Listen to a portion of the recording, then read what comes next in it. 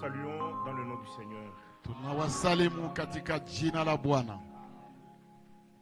Je vous transmets les salutations de nos bien-aimés. Nawaletea salamu za wapendwa wetu. Il y en a d'autres que je n'ai pas transmis le mercredi. Kuna zingine ambazo sikuleta siku ya tatu iliyopita. Notre frère Moïse Ntumba, serviteur de Dieu à Kinshasa. Ndugu yetu Moïse Ntumba, mtumishi wa Mungu huko Kinshasa. Notre frère Jean Kanyinda. Ndugu yetu Jean Kanyinda. Notre frère Seth Ntumba à partir des États-Unis. Ndugu yetu Seth Ntumba kutokea huko Amerika. Notre frère Anania de Kamanyola. Ndugu yetu Anania wa Kamanyola. Notre frère Georges de Gitega au Burundi. Ndugu yetu Georges wa Gitega huko Burundi. Notre frère Robert Mburugu de Bukavu. Ndugu yetu Robert Mburugu wa huko Bukavu. Ainsi que toute l'église de Bukavu. Na kanisa lote la Bukavu. Et il y a même des salutations que j'ai même oubliées parce que je n'ai pas noté. Na kuna masalamu zingine ambazo naona nimesahau kwa sababu sikuziandikaka. Parce que c'est beaucoup de salutations. Nos bien-aimés vous ont salué dans le nom du Seigneur. Nikusema basi kwa fupi, wapendwa waliwasalimu mjina la Bwana Yesu Kristo. Alors, sasa c'est toujours une grande joie ni furaha tu siku zote, furaha kubwa de saisir l'occasion que Dieu nous donne kukamata fursa ambayo Mungu anatupatia pour communier autour de sa parole. Kwa kushiriki kando kando ya neno lake. Quand le frère était en train de présider ici, wakati ndugu alikuwa akisimamia ibada hapa, c'est au moment où je venais d'arriver, ni wakati ambako nilikuwa natoka kufika, il a cité l'écriture d'Hébreux chapitre alitaja andiko la Waebrania 10 sura ya 10. Attendez que nous lisions cela. Ngoje tusome hayo.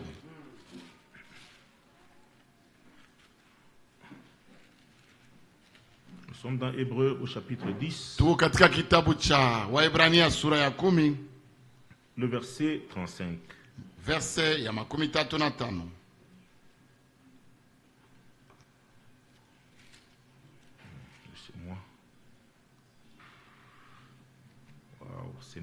Ce n'est pas le verset 35. Haiko verset ya 35.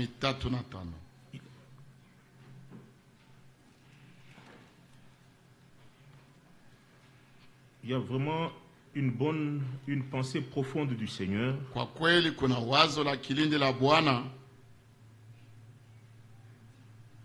Attendez que je trouve cela. Parce que nous croyons que dès lors que nous arrivons ici, tout ce qui se fait et tout ce qui est dit est inspiré par le Saint-Esprit.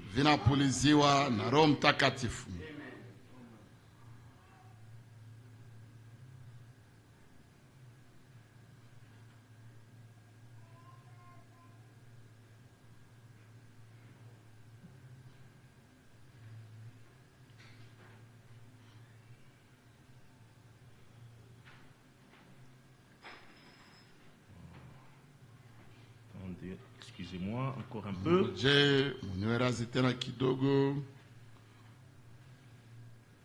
Et par la grâce de Dieu, on va parler. En nous laissant conduire par lui.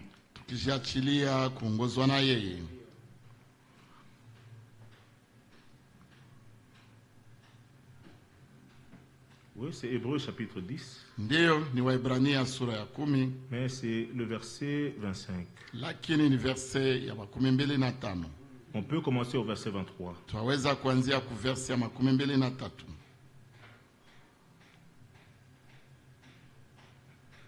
Restons inébranlablement attachés à la profession de notre espérance.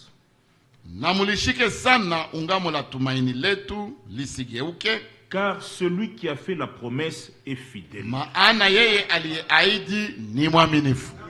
Amen.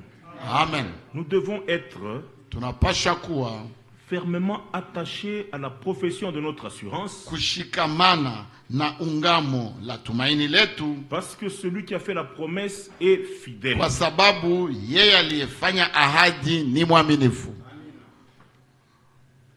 Verset 24. Verset ya 24. veillons les uns sur les autres tukeshe wamoja kwa wengine pour nous inciter mutuellement à l'amour kwa kuhimizana katika upendo et aux bonnes œuvres. na matendo mema. Ne négligeant pas nos réunions, Wala tusiache kukusanyika pamoja, ne négligeant pas nos réunions, bila kupuzia mikutano zetu, comme c'est la coutume de quelques-uns, kama ilivyo desturi ya wamoja, mais nous encourageant mutuellement, lakini tukihimizana na kutiana moyo, et cela d'autant plus que vous voyez s'approcher le jour. Na kusiri kufanya hivyo kwa kadiri muonavyo siku ile kuwa inakaribia. Car si nous péchons volontairement, Maana kama tunafanya zambi kusudi, après avoir reçu la connaissance de la vérité, baada ya kupokea ujuzi wa ile kweli, il ne reste plus de sacrifice pour le péché. haibaki tena zabihu kwa ajili ya zambi. Vous voyez? Mnaona?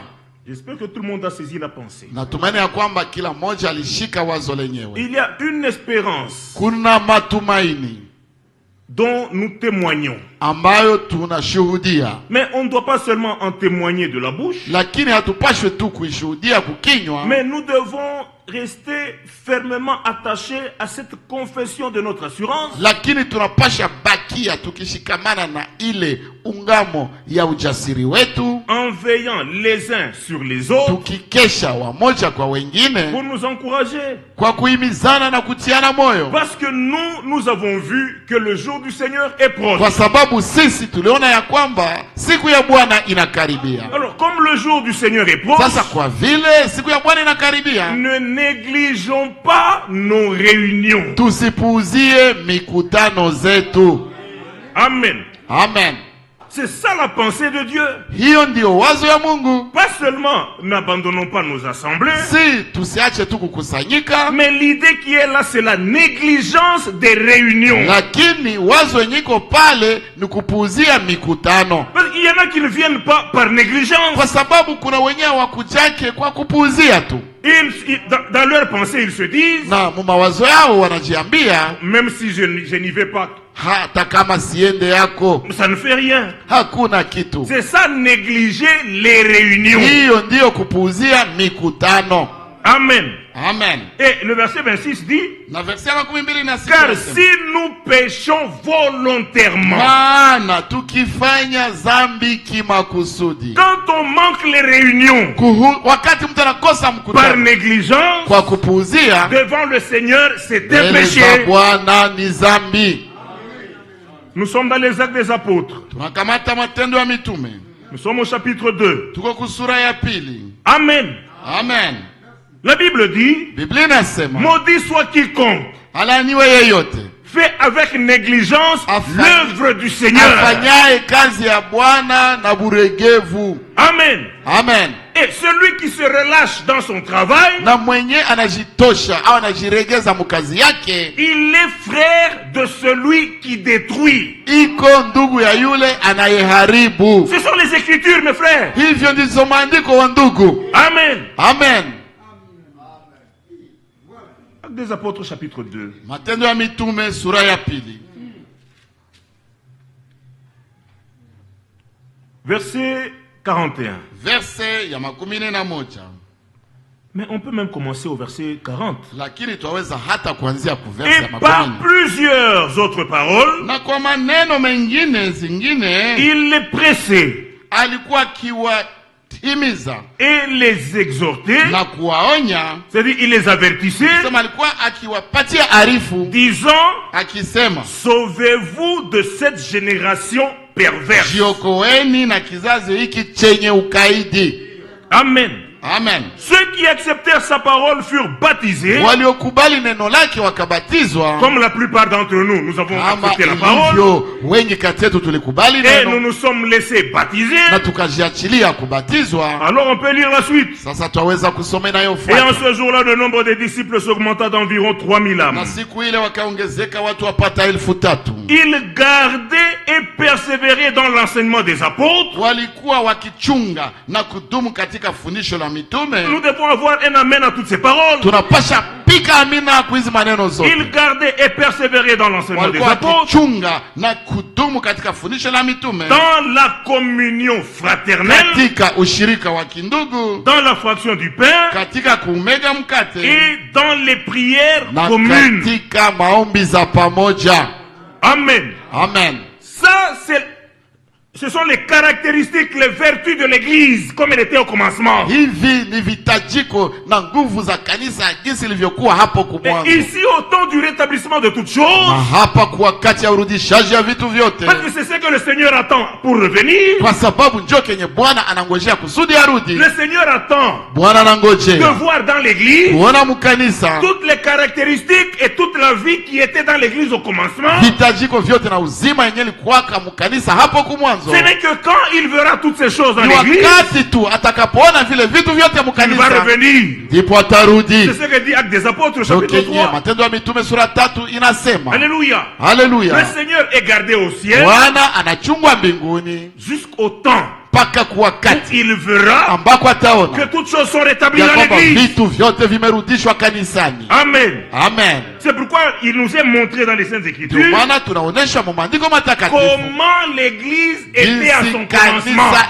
ilivyokuwa hapo kumwanzo Pour que yake, vous et moi, kusudi nyinyi na nous mimi puissions aspirer devant Dieu tuweze kuwa na shauku mbele za Mungu et supplier Dieu na kumusihi Mungu qu'il nous ramène à ce point-là. aturudishe kuile nukta ile, Alléluia. au kuile Alors, kiwango. il gardait et persévérait dans l'enseignement des Sasa apôtres, walikuwa wakichunga na kudumu katika fundisho la mitume, dans la communion fraternelle katika kumega, katika dans la ushirika wa fraction du kindugu, pain, katika kumega mkate et dans les prières na communes. katika maombi za pamoja. La crainte s'emparait de chacun Kila mtu alikuwa akiingiwa na hofu, et il se faisait beaucoup de prodiges et de na miracles par les apôtres. ajabu nyingi na ishara zilikuwa zikifanyika na mitume. Alléluia. Amen.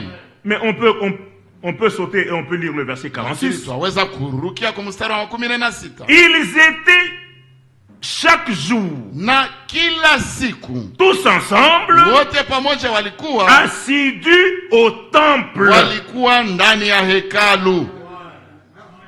On doit avoir un amen à ça. Tunapasha kuwa na amina kuhii. Nous avons reçu un message biblique Tulipokea ujumbe wa qui nous kibiblia prépare pour le retour ambayo du Seigneur. inatutayarisha kwa ajili ya kurudi kwa Bwana. C'est-à-dire, ce message Ni kusema hii ujumbe doit avoir comme effet inapasha kuwa kama tukio de ramener en nous kurudisha ndani mwetu tout ce qui était dans le croyant vyote au vyenye commencement. vilikuwaka mubaamini hapo kumwanzo. Amen. Les amens sont encore faibles. Maamina zingali dhaifu. Amen. Amen. Le rétablissement de toutes choses, Urudishaji ya vitu la vyote, restauration, urudishaji, la préparation, matayarisho, ce ne sont pas seulement des mots qu'on prononce, haiko tu maneno zenye watu wanasema mais ce sont sema, des réalités que lakini Dieu crée par la ni proclamation de sa parole. uhakika ambazo Mungu anaumba kupitia utangazaji wa neno lake. Amen. Amen. Amen. Vous voyez? Mnaona?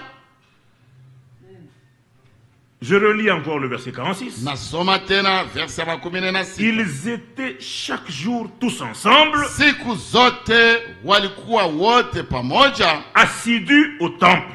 wakiwa ndani ya hekalu. Amen. Amen. C'est-à-dire, quand le temple, les portes du temple étaient ouvertes, Nikusema wakati milango za hekalu zilikuwa zinafunguliwa, tous ceux qui avaient reçu la parole wote waliokuwa wamepokea neno étaient présents. walikuwa pale, Ils étaient réunis. walikuwa wanakusanyika. Amen. Amen. Même les 3000 là qui s'étaient ajoutés. Hata wale 3,000 ambao walijiongezaka. Actes des Apôtres chapitre 1er. Matendo ya Mitume sura ya kwanza Verset 10. verse ya 10. Et comme... Mais on peut commencer au verset 9. Lakini tuweza kuanzia hata ku verse ya Verset 8. verse ya 8 hata. Mais vous recevrez la puissance du Saint-Esprit. Lakini mtapokea nguvu za Roho Mtakatifu. Vous recevrez la puissance quand le Saint-Esprit viendra sur vous. Au mtapokea nguvu wakati Roho Mtakatifu atawakujia au atakuja juu yenu, Et vous serez mes témoins à Jérusalem, na mtakuwa mashahidi yangu huko Yerusalema, dans toute la Judée, katika Uyahudi yote, dans la Samarie katika Samaria et jusqu'aux extrémités de la terre. na hata miisho yote ya dunia. Après avoir dit cela, Akisha kusema hayo, il fut élevé pendant qu'il le regardait. walipokuwa wakimtazama akainuliwa, et une nuée les déroba à leurs yeux. na wingu likampokea kutoka machoni Et pao. comme ils avaient les regards fixés vers le Na ciel, walipokuwa wakikazia macho yao mbinguni, pendant qu'ils s'en yeye allaient, alipokuwa akienda voici zake, deux hommes vêtus de blanc leur apparurent tazama watu wawili wakasimama karibu nao wenye nguo nyeupe, et dirent, na wakasema, hommes galiléens, enyi watu wa Galilaya, pourquoi vous arrêtez-vous à regarder au ciel? mbone mnasimama mkitazama mbinguni? Ce Jésus qui a été élevé, enlevé au ciel, du aliyechukuliwa milieu de vous, kutoka kwenu kwenda juu mbinguni, reviendra de la même manière que vous l'avez vu allant au ciel. atarudi jinsi hiyo hiyo mlivyomwona akienda zake mbinguni. Alléluia. Amen. Ils ont reçu du Seigneur les promesses, Mnaona walipokea katoka kwa Bwana et le ahadi, Seigneur a été enlevé, et na ils l'ont Bwana vu comment il est monté. akainuliwa na wakamwona jinsi alivyokuwa Verset 12. akipanda. Verse ya 12. Alors ils retournèrent à Jérusalem, Kisha sasa wakarudi Yerusalema de la montagne appelée des Oliviers, kutoka mlima ulioitwa wa qui est Mizeituni près de Jérusalem, ulio karibu na Yerusalema, à un chemin de sabbat. wapata mwendo wa Sabato. Quand ils furent arrivés, Hata ils walipoingia montèrent dans la chambre haute, wakapanda mchumba cha juu wa où orofani, ils se tenaient d'ordinaire. walipokuwa wakikaa wakati wote kama kawaida. Amen. Amen. C'est-à-dire, la montée du Seigneur au ciel Ni kusema kupanda kwa Bwana mbinguni n'a rien changé aux ailes des disciples. haikubadilishaka chochote kuhusu bidii ya wafuasi. Ils ont continué à se réunir comme d'habitude. Waliendeleaka kukusanyika kama ilivyo kawaida. Alléluia. Amen. Ça, c'est l'attitude de ceux qui ont reçu les promesses. Hii ni hali ya wale waliopokea ahadi, Ils persévèrent wanadumu en se réunissant. mukukusanyika. Amen. Oui. Verset 14. Verse ya 14. Tous d'un commun accord Hawa wote walikuwa wakidumu kwa moyo mmoja, persévéraient dans la prière walikuwa wakidumu katika kusali avec les femmes et Marie, mère de pamoja na Jésus, wanawake na Mariamu mama yake Yesu et avec les frères de Jésus. na ndugu zake Yesu. Alléluia. Amen. Donc nous devons persévérer Kusema tunapasha dumu en nous réunissant. tukikusanyika, Nous devons persévérer tunapasha dumu dans les prières communes. katika maombi za Nous devons pamoja, persévérer tunapasha dumu en gardant l'enseignement des apôtres, mukuchunga mafundisho ya mitume, en rompant le pain. mukumega mkate. Nous devons persévérer Tunapasha dumu dans la communion fraternelle. katika ushirika wa kindugu. On ne doit rien négliger de toutes ces vertus. Hatupashe kupuzia hata kimoya ya hizi matabia nzuri. Amen. Amen.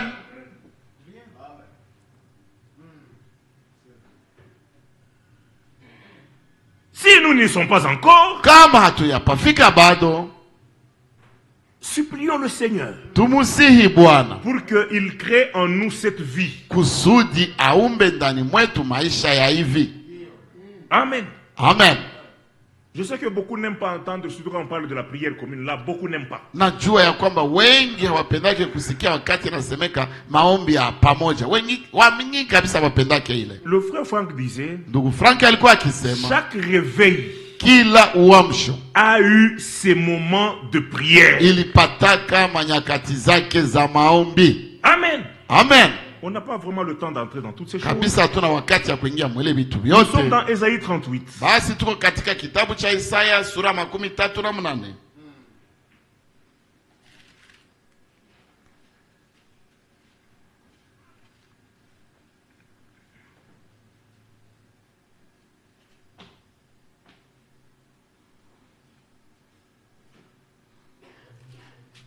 On prend le verset 15. Tunakamata verse ya 15. Que dirais-je? Niseme nini? Puisqu'il m'a donné sa promesse Kwa sababu alinipatia ahadi yake et qu'il l'a aussi accompli, na pia aliitimiza. je marcherai tranquillement jusqu'au terme de mes années, Nitatembea katika upole mpaka kumisho ya miaka zangu, mpaka kumwisho ya miaka zangu, malgré l'angoisse de mon âme. ingawaje uchungu wa nafsi yangu.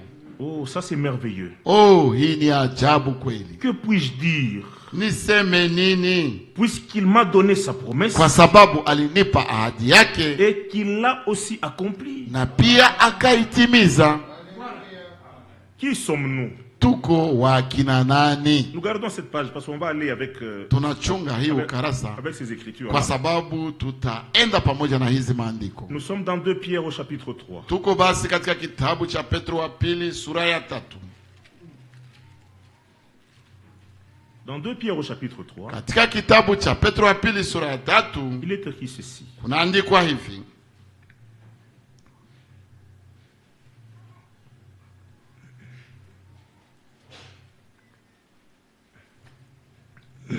Il parle au sujet des moqueurs. Anasema kuhusu nafsi zetu. Les moqueurs. Tafadhali anasema kuhusu wazihaka, watu wazihaka.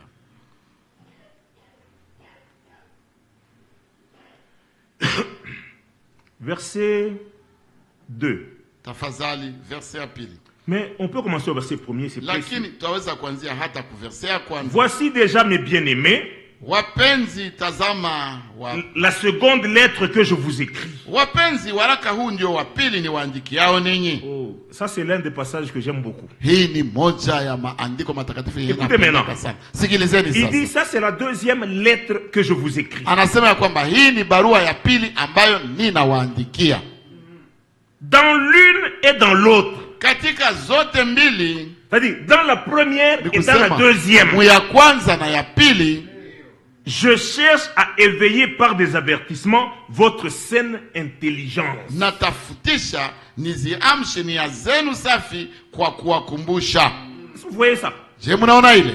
Pierre montre lui-même, lui qui a écrit les lettres. Petro anaonesha yeye mwenyewe, yeye aliandika zile barua. Il montre l'objectif pour lequel il a écrit les deux épîtres. Anaonesha shabaha yenyewe aliachaka naandika zile barua zote mbili. Amen. Amen. Il dit je cherche à éveiller par des avertissements votre saine intelligence.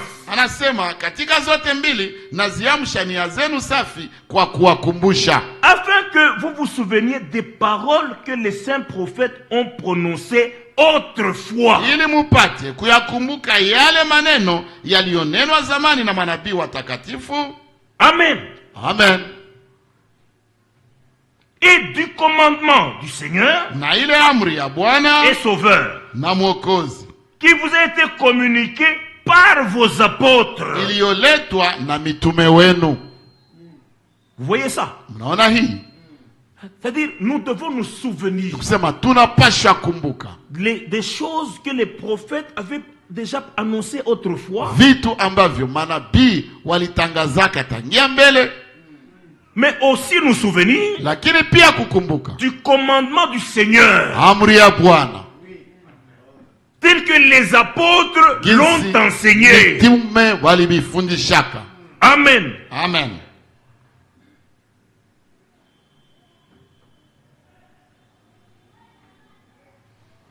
Verset 3. Verset ya 3. Vous devez d'abord considérer qu'à la fin des temps, il viendra des moqueurs, pleins d'arrogance, des hommes marchant selon leur propre convoitise. Mukijua kwanza neno hili ya kwamba katika siku za mwisho watakuja na ziaka zao, watu wenye kuzihaki, wafuatao tamaa zao wenyewe.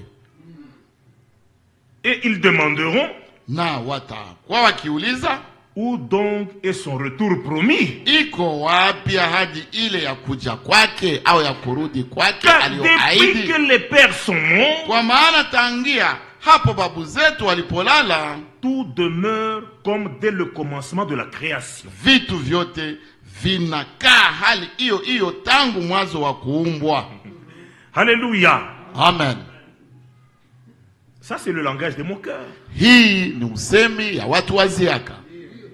Quelque part, moi je dirais, je comprends que eux parlent comme ça. Fasi fulani kwa ngambo moja mimi naweza sema kwamba wao na waelewa wakati wanasema vile. Parce que leurs yeux sont obscurcis. Kwa sababu macho yao yametiwa giza. Mais dans Matthieu 24, lakini katika kitabu cha Mathayo 12:4, le Seigneur a annoncé des choses alitangazaka vitu comme signe de son kama retour, alama ya kurudi kwake, des signes qui devaient précéder son retour. alama ambazo zilipashwaka tangulia kurudi Et kwake. il a dit à ses disciples, Na kaambia wafuasi wake, vous, nyinyi quand vous verrez toutes ces choses s'accomplir, mutakapoona hivi vitu vyote vikitimia, sachez que le Fils de l'homme jueni ya est à la kwamba porte. mwana wa Adamu iko kumulango. Amen. Amen. Il dit, vous mes disciples, Sema nyinyi wafuasi wangu, vous allez voir. nyinyi mutaona. Mais les moqueurs, Lakini watu waziaka eux, ils ne voient rien. wao hawaone kitu. Ils disent, les choses ont toujours été comme ça. Wanasema vitu vinakuwaka tu Où est son hivi. retour promis? Kurudi kwake basi kuliko haidiwa kuko Vous wapi? voyez la différence? Unaona utofauti? Alléluia. Amen. Oh. Prenons un peu Matthieu 24. Tukamate kidogo kitabu cha Mathayo 24. Je vais lire avec vous un passage encore. Nitasoma pamoja nanyi. Le frère Franck en Sema parle ingine. Ndugu Frank anaizungumzia dans la série de prédications.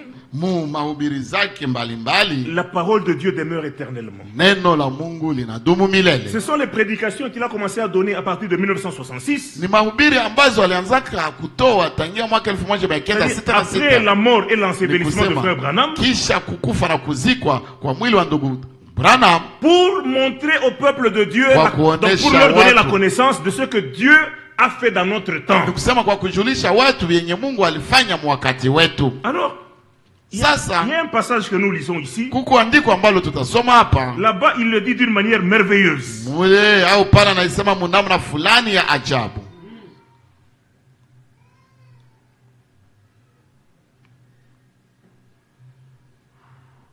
Là où il dit cette génération ne passera pas. C'est quelle version encore? Pale kwenye anasema kwamba hii kizazi hakitapita. Ni shairi gani tena? Matthieu 24. Mathayo 24.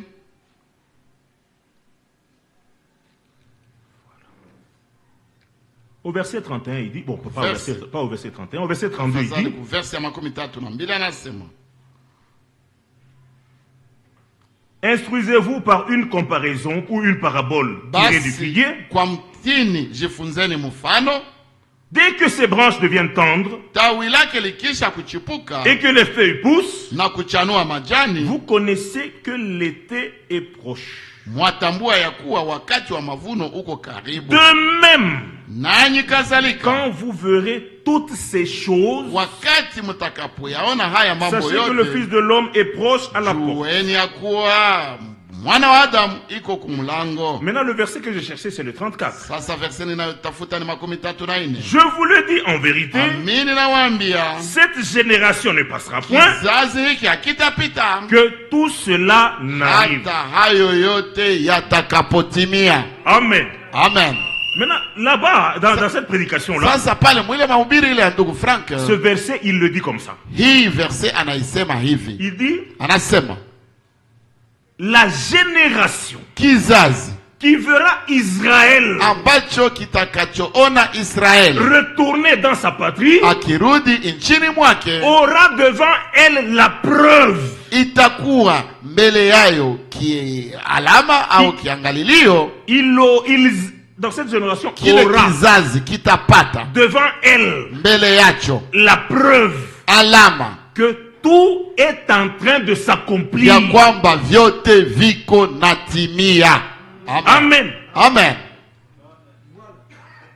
Et nous sommes cette génération. Na tuko kile kizazi Nous kile. avons vu Israël Tuliona Israeli retourner dans sa patrie. akirudi mwinchi yake, Et nous pouvons prendre les signes du retour du Seigneur na Jésus-Christ, twaweza kukamata alama za kurudi kwa Bwana tels Yesu que le Kristo. Seigneur Jinsi Bwana les a énumérés dans Matthieu 24, alizioneshaka na kuzitaja mu Mathayo 24 jusqu'au dernier. mpaka kuya mwisho. Alléluia. Haleluya. Et témoigner à la gloire de Dieu Na kushuhudia kwa utukufu wa que Mungu Dieu a tout accompli. ya kwamba Mungu alitimiza vyote. Vous connaissez le dernier signe, n'est-ce pas? Unajua alama ya mwisho si vile? Le dernier signe, Alama ya mwisho c'est c'est le serviteur fidèle et Ni prudent. mtumishi mwaminifu na mwenye busara. Alléluia. Haleluya. Distribuant la nourriture Akigabula chakula aux domestiques de la maison de Dieu. kwa wafanyakazi wa nyumba ya Mungu. Donc nous avons Ni vu kusema tuliona les tremblements de terre, mitetemeko za ardhi, les guerres et les bruits de mavita guerre. na matetezi ya vita. Nous avons tout vu. Tuliona vile Et vyote devant nos yeux, nous avons vu mbele ya macho yetu. le Tuliona serviteur fidèle et prudent.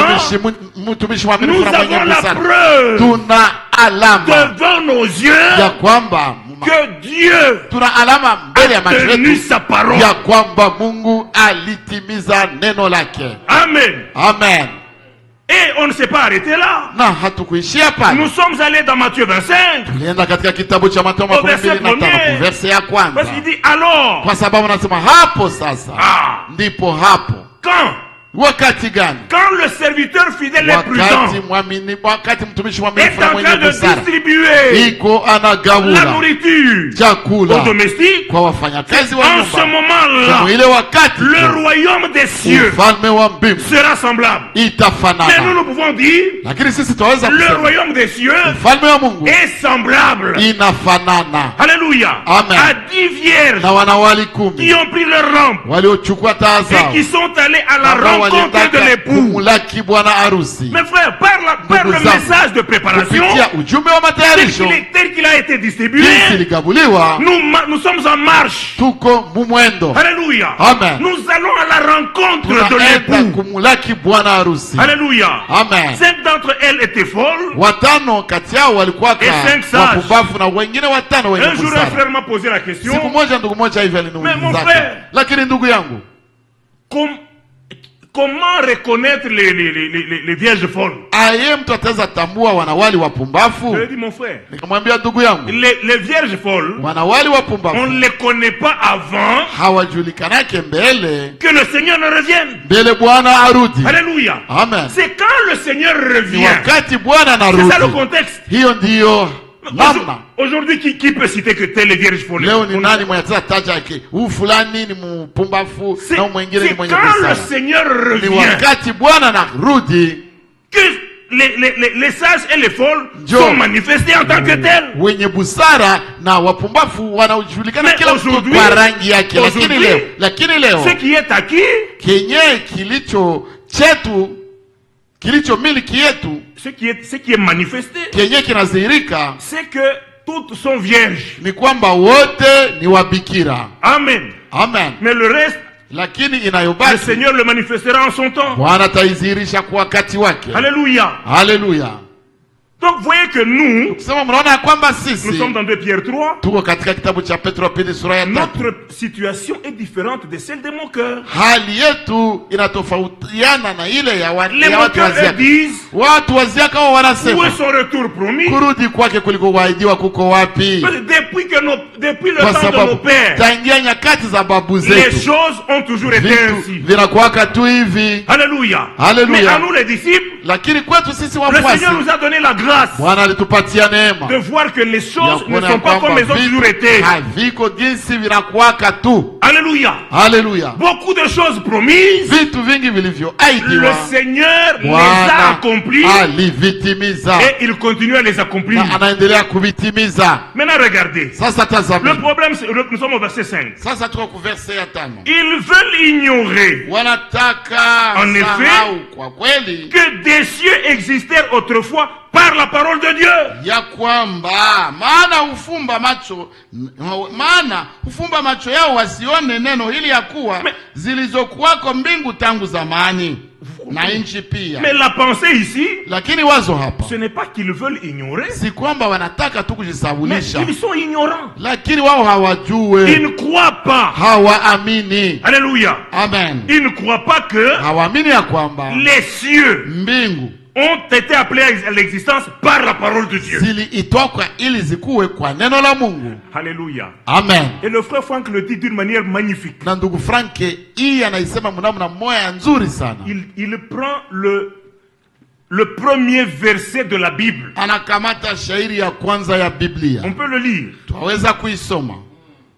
Au commencement, Hapo mwanzo Dieu créa les cieux et la terre. Hapo mwanzo Mungu aliziumba mbingu na dunia. Il dit, celui qui ne croit pas ce verset mwenye haamini hii shairi aura du mal à croire tout le reste. atakuwa na ugumu ya kuamini ingine yote yenye nabakia. Amen. Inayofuata. Il aura du mal à croire tous les autres versets de la Bible. Atakuwa na ugumu ya kuamini zingine mashairi zote za Biblia. Vous voyez que ici avec Pierre, naona ya kwamba hapa pamoja na Petro, le Saint-Esprit nous ramène là-bas. Kwa kweli Roho Mtakatifu anaturudisha pale. N'est-ce pas merveilleux? Il dit ces hommes qui disent que les choses ont toujours été comme ça. C'est parce qu'ils ne croient pas que les cieux ont été appelés à l'existence par la parole de Dieu. Ils ne croient pas le premier verset de la Bible là, ils ne croient pas. C'est pourquoi quand ils parlent, ils vous disent que tout est venu de l'évolution. Il y a eu la première explosion qu'ils appellent Big Bang. Vous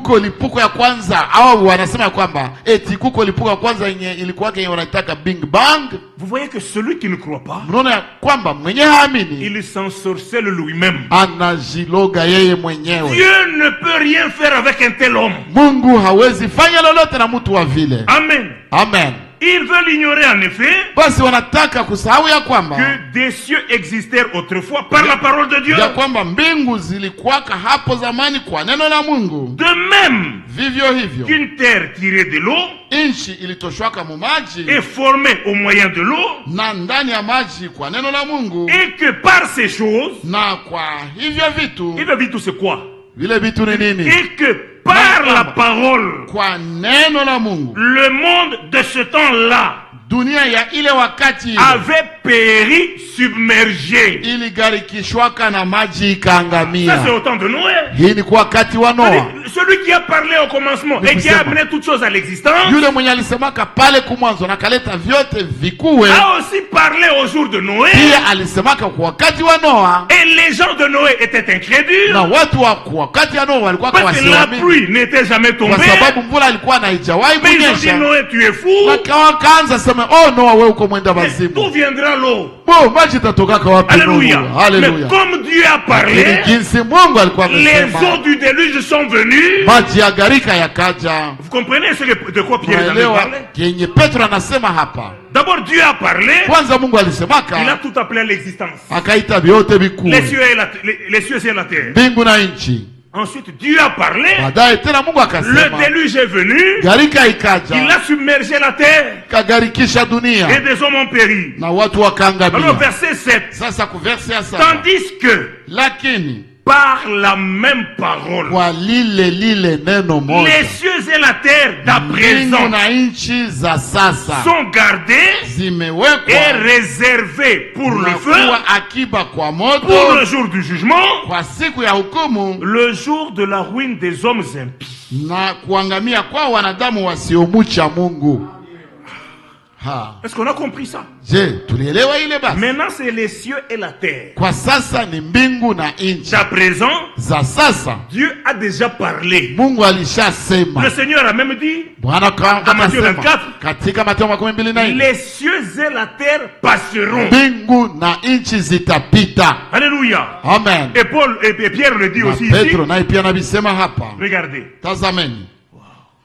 Il dit ceci. Verset 10. Le jour du Seigneur arrive comme un voleur. En ce jour, les cieux passeront avec fracas et les éléments se dissoudront dans un feu ardent et la terre sera consumée par le feu avec tous les hommes qui s'y trouvent. Le même qui a parlé pour que les cieux et la terre viennent à l'existence, c'est le même qui a parlé au jour de Noé pour que les eaux viennent et fassent périr les hommes qui étaient sur la terre. C'est le même. Alléluia. Amen.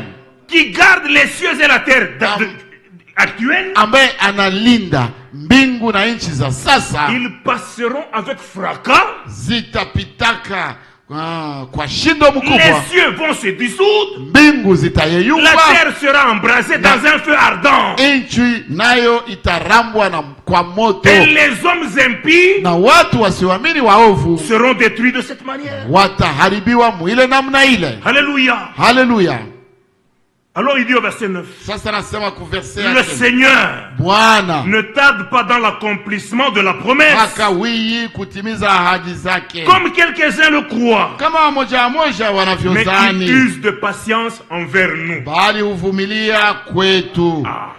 C'est ce que nous avons dit. Ndio kenye En tulisema rapport avec Acte 3, 19 et 21. Matendo 3:19 na Le Seigneur 21. attend. Bwana anangojea, Alléluia. haleluya, De voir kuona que tout est ya rétabli kwamba dans vyote l'église. vimerudishwa kanisani. Le Seigneur est patient à notre égard. Bwana anavumilia kwa faida C'est que yetu, quand il verra kusema wakati atakapoona que nous ya kwamba nous sisi sommes devenus comme les croyants du tumekuwa commencement kama waamini wa kumwanzo et que l'église na kanisa se tient dans la même position que l'église au commencement, inasimama mwile hali moja kama ile c'est kanisa ya alors qu'il mwanzo, reviendra. ni hapo ndio Le Seigneur ne tarde pas Bwana hakawie pour accomplir la promesse kwa de son kutimiza retour, ahadi ya kurudi kwake, comme quelques-uns le croient, kama wamoja mais il use de wanavyoviamini, patience envers nous, lakini anavumilia kwa faida yetu. ne voulant pas qu'aucun périsse, Hataki hata moja wetu apotee, mais il veut que tous se lakini répandent. anataka wote wafikirie toba. Alléluia. Amen. On a déjà lu Tulishasoma le verset 10, verse ya 10, verset 11 maintenant. verse ya 11 sasa. Puisque donc toutes ces choses doivent se dissoudre, Basi kwa kuwa vitu hivi vyote vitafumuliwa au vitayeyuka hivyo, qu'elles ne doivent pas être la sainteté de votre conduite et votre piété.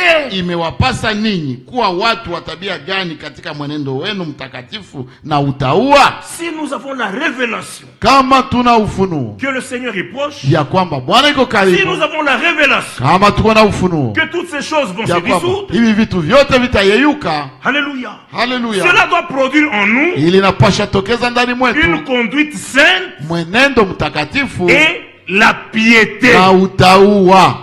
Amen. Dites amen à ça. Semeni amena kwa ile.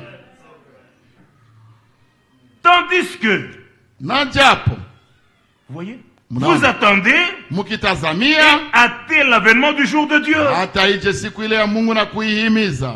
Ça c'est merveilleux. Hii ni ajabu.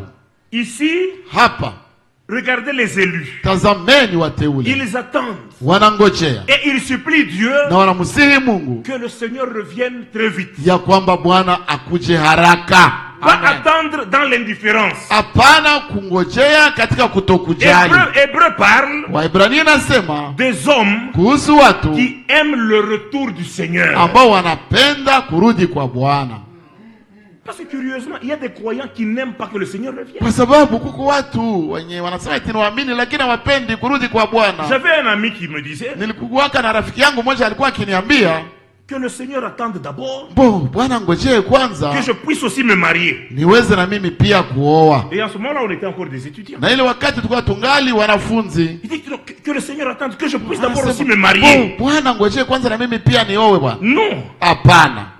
Nous devons aimer l'avènement du Seigneur Tunapaswa penda kurudi kwa Bwana et nous devons hâter son na retour. tunapaswa kuhimiza au kutia haraka kurudi kwake. C'est dans cette attitude-là qu'on attend le retour du Ni Seigneur. mwile hali ya vile ndio watu wanangojeaka, ndio watu wanangojea Il y en a kurudi même qui kwa ont Bwana. peur du retour du Seigneur. Kuna hata wenye wanaogopa kurudi kwa Bwana. Ce n'est pas normal. Haiko bizima ile. Un frère me l'a dit. Ndugu mmoja vile Si niambia ce n'est pas kado. cette année, c'est l'année passée. Bo sijui kama haiko hii Il mwaka m'a baki dit, ni mwaka frère, uliopita. il dit, je vous dis en vérité, Oh ndugu, nakwambia kwa kweli, le retour du Seigneur m'effraie. kurudi kwa Bwana mimi kunaniogopesha.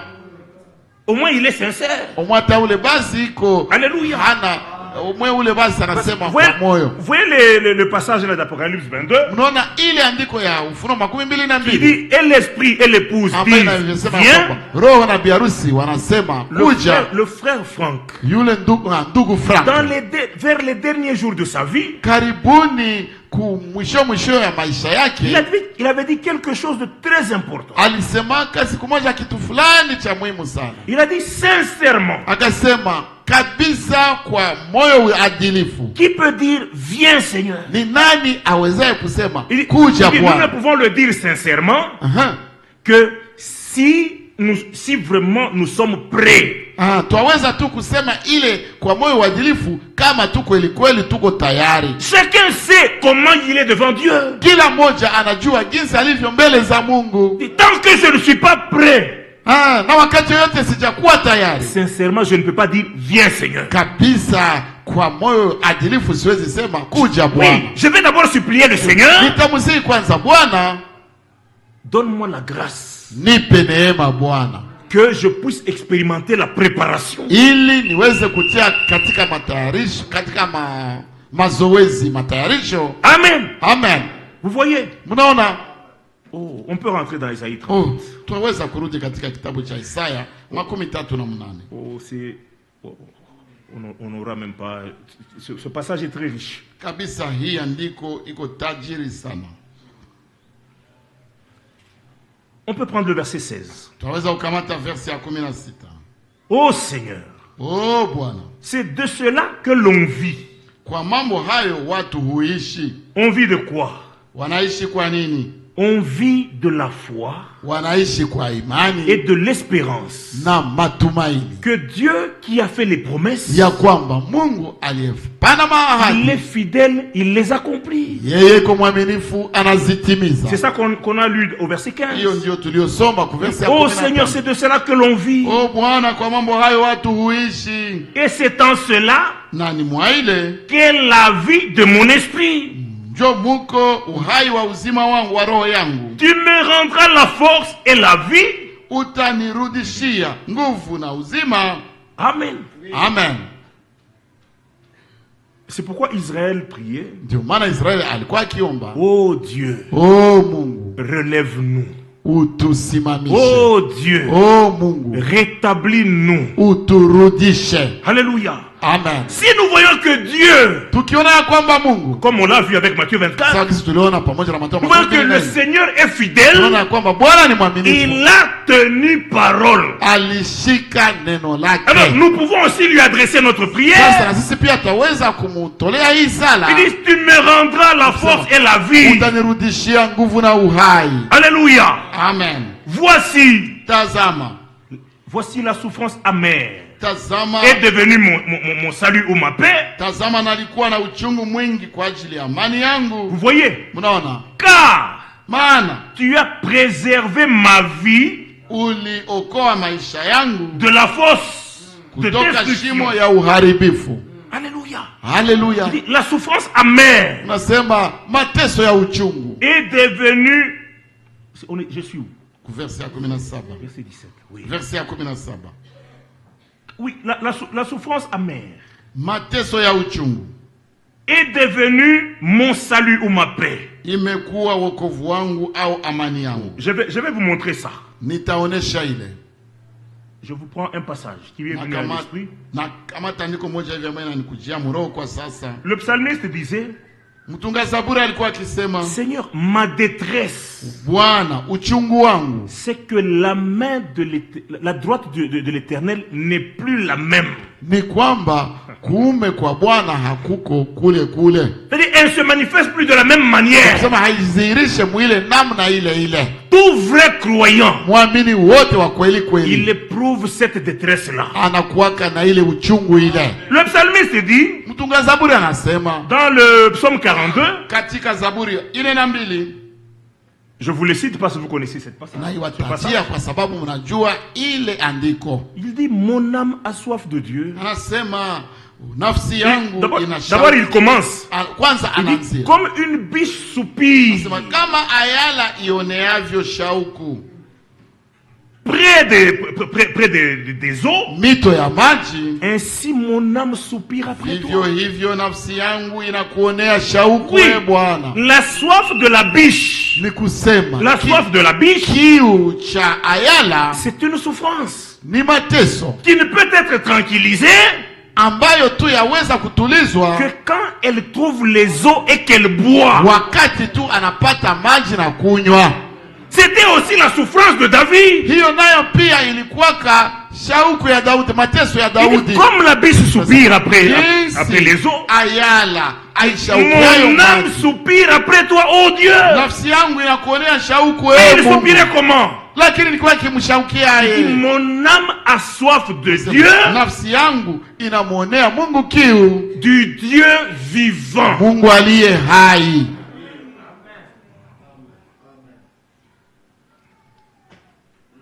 Attendez, on va les lire, que je retrouve un peu le deuxième passage que je cherche. Bon, mungoje tutaisoma nipate kwanza na ile ingine andiko ya pili yenye niko natafuta. Bon, prenons un peu, gardons notre Isaïe 48. Tuchunge kwanza ile Isaya yetu 38. Prenons d'abord David. Tukamate kwanza Daudi. Dans le psaume 42. Katika Zaburi 42.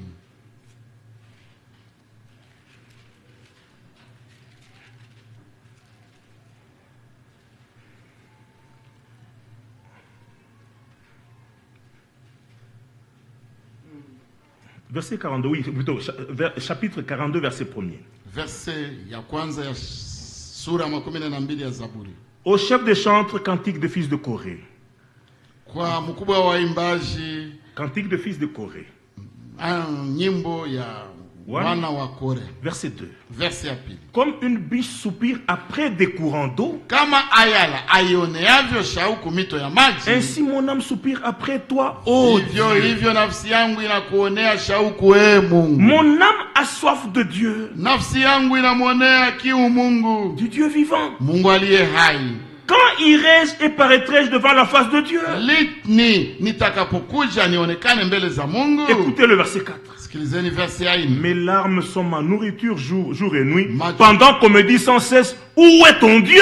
Machozi yangu yamekuwa chakula changu mchana na usiku, pindi wanaponiambia mchana kutwa, yuko wapi Mungu wako? Amen. Amen. Ça c'était la souffrance de David. Ilikuwa kama mateso ya Daudi. Mais le même David, nous sommes dans le psaume 115, on garde aussi le 42 parce qu'on y revient. J'aimerais vous montrer quelque chose pour que vous compreniez bien toutes ces pensées.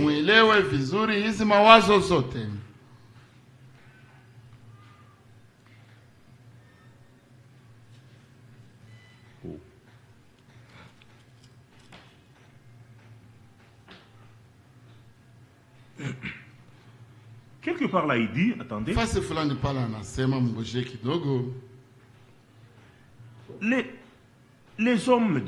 les hommes demandent, où est votre Dieu? Et vous connaissez sa réponse. Notre Dieu est au ciel et il fait tout ce qu'il veut. Ah, nous sommes au verset 2. Mais on commence au verset 1er. Du psaume 115. Il dit, non pas à nous Seigneur, non pas à nous, mais donne gloire à ton nom, à cause de ta bonté, à cause de ta fidélité. Vous voyez? Il dit, parce que ton nom est grand, parce que tu es fidèle, alors donne gloire à ton nom. Verset 2. Pourquoi les nations diraient-elles, où donc est votre Dieu? Notre Dieu est au ciel. Il fait tout ce qu'il veut. Amen. Amen. Là-bas il a dit notre Dieu est au ciel, il fait tout ce qu'il veut. Mais ici, quand on lui a posé la question, où est ton Dieu? Il n'a pas dit mon Dieu est au ciel. Il fait tout ce qu'il veut. Alléluia. Alléluia. Il a voulu ici, il a souhaité dans le psaume 42 ici, il a souhaité que Dieu se manifeste, pas seulement comme celui qui est au ciel, mais qu'il puisse se manifester ici sur la terre comme le Dieu qui vit.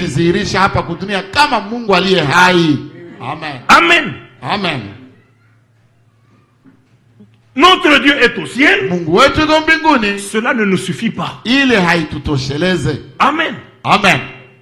Ce dont nous avons besoin, Ile ambayo tunayo haja c'est que nous puissions le voir ni kwamba tumuone se manifester comme celui qui vit. kama yule aliye hai. Amen. Alléluia. Amen. Vous voyez? Verset 4 de Psaume 42. Verse ya 4 ya Zaburi 12. Mes larmes sont ma nourriture jour et nuit. Machozi yangu yamekuwa chakula changu mchana na usiku. Pendant qu'on me dit sans cesse où est ton Dieu. Pindi wanaponiambia mchana kutwa yuko wapi. Je me rappelle avec effusion de cœur. Na yakumbuka hayo nikiweka wazi nafsi yangu ndani yangu. Quand je marchais entouré de la foule. Jinsi nilivyokuwa nikienda na mkutano. Et que je m'avançais à sa tête. Na kuongoza nyumbani mwa Mungu. Vers la maison de Dieu. Au milieu des cris de joie et des actions de grâce de la multitude en fête. Quand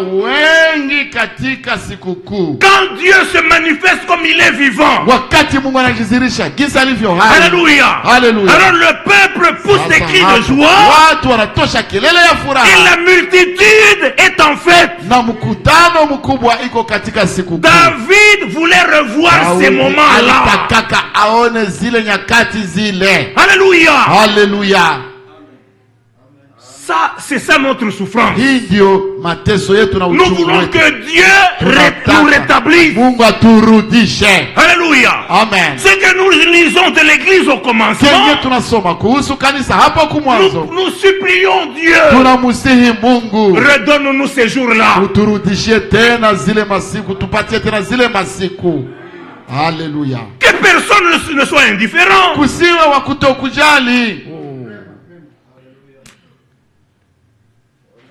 Relève-nous, Seigneur.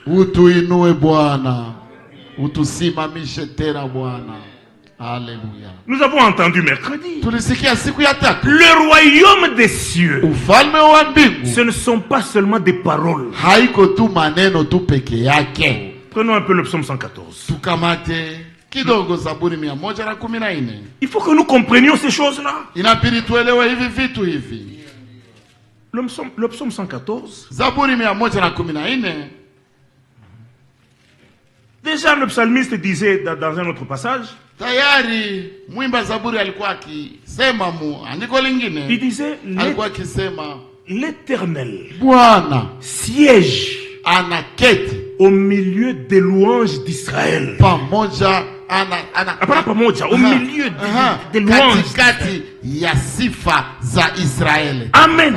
Amen. Dieu veut siéger au milieu des louanges de son peuple.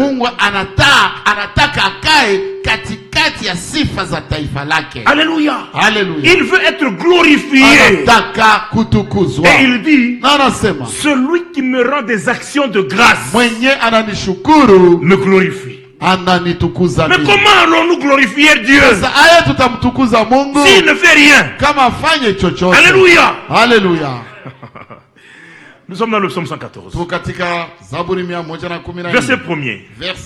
Quand Israël sortit d'Égypte,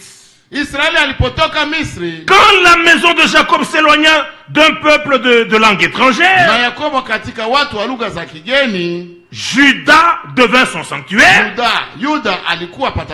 Israël fut le lieu de sa domination. Amen. Amen.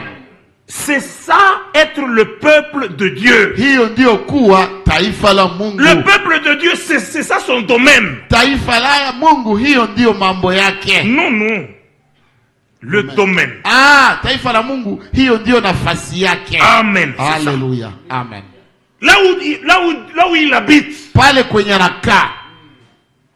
Le peuple de Dieu, c'est le lieu de la domination de Dieu. Là où Dieu exerce tout son pouvoir, il se manifeste.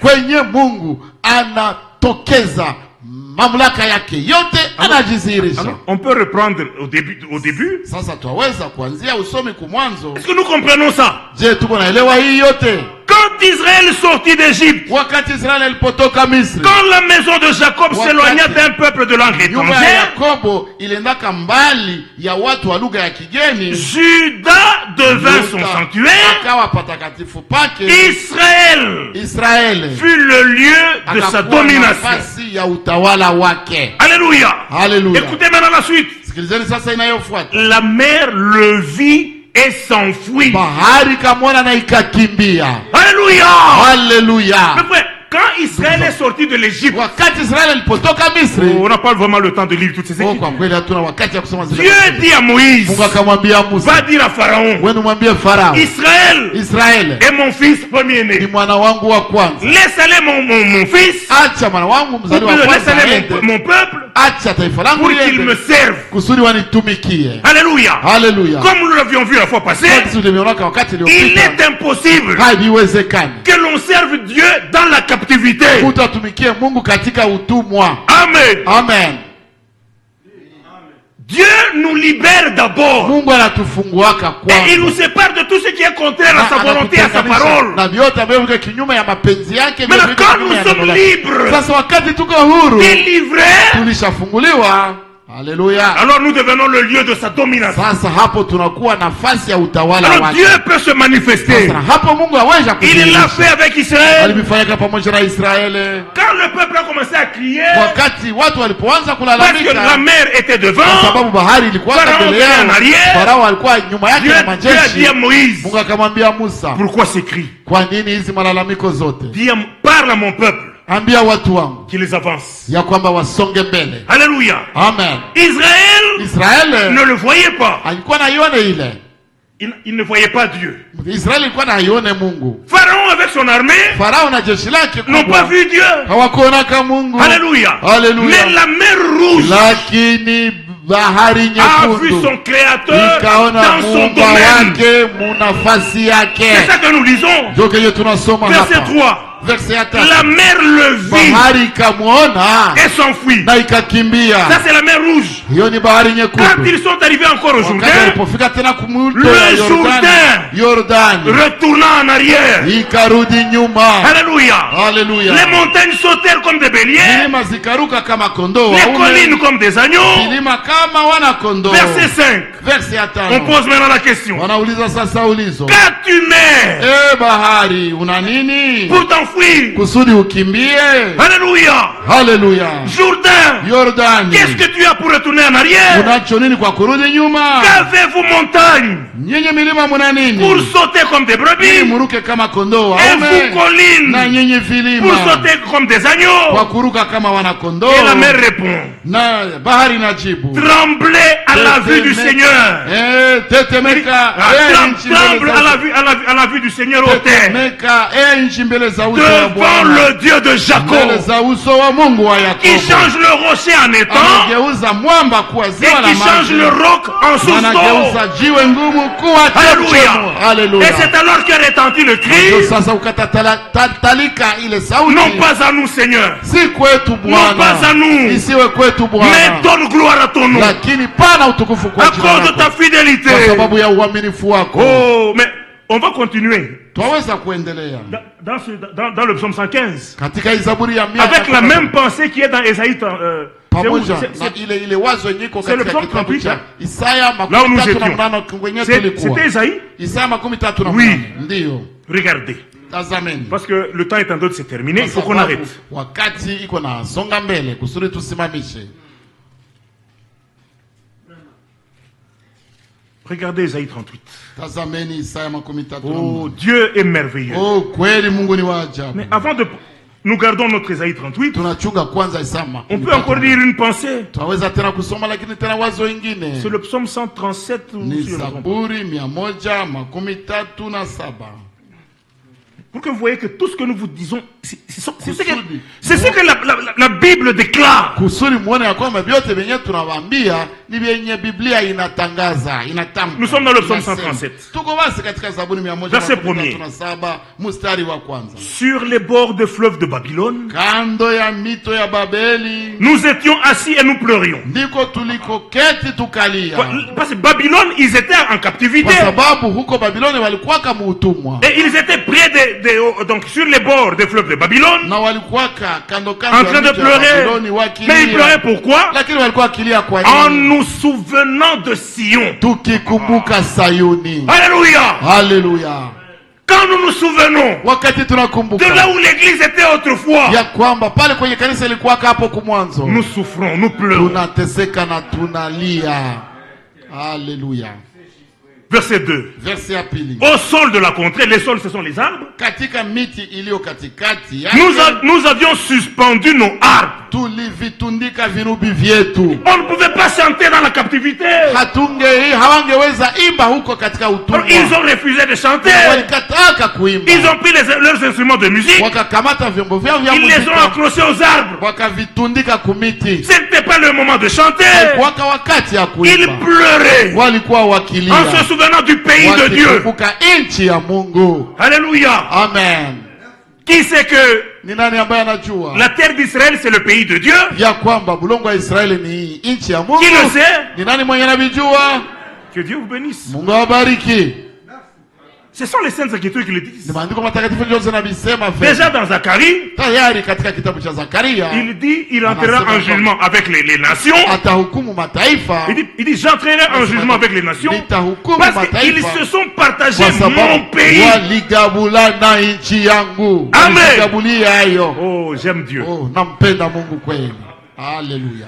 Alors regardez, Sasa tazameni. verset 3. Verse ya 3. Là, Pale nos vainqueurs nous demandaient des chants. maana huko waliotuchukua mateka walitaka tuwaimbie, Et nos oppresseurs nous demandaient de la joie. na waliotuonea walitaka furaha. Ils nous disaient, Walikuwa wakituambia chantez-nous quelques-uns de cantiques de Sion. tuimbieni tafadhali baadhi ya nyimbo fulani fulani za Sayuni. Maintenant, verset 4. Sasa verse ya 4. Comment chanterions-nous les cantiques du Seigneur sur une terre étrangère? Tuimbeje wimbo wa Bwana katika nchi ya ugeni? Alléluia. Haleluya. C'est pourquoi Dieu Ndio maana Mungu nous a rachetés. alitukomboa, Il nous a arrachés de la puissance de Satan. alituongola kutoka nguvu za shetani. Alors nous pouvons chanter Sasa hapo twaweza les kuimba cantiques de Sion. nyimbo za Sayuni. Haleluya. Nous pouvons reprendre les instruments. Twaweza kukamata tena vyombo vyetu vya muziki, Chanter à la louange de son nom. kuimba kwa sifa ya jina lake. Alléluia. Haleluya. Prenons le psaume 26. Tukamate Zaburi 26. Pourtant, je voulais terminer. Na japo nilitaka maliza. Regardez le psaume 26. Tazameni, tukamate Zaburi 26. Que dis-je? J'ai dit psaume. Nilisema nini? Zaburi ndio nilisema ndio. Allons dans Isaïe. Tafadhali tukamate njo kitabu cha Isaya. Pale njo kwetwende.